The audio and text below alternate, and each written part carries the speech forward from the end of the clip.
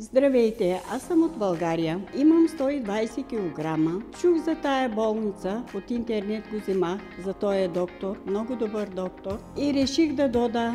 От много години нали, се напълнявам, се вземам килограми и много ми тежаха вече. Не можех да търпя, много болести имах. От тези болести, за да се отърва, реших да дода тук. В Турция съм в момента, направиха ми операция.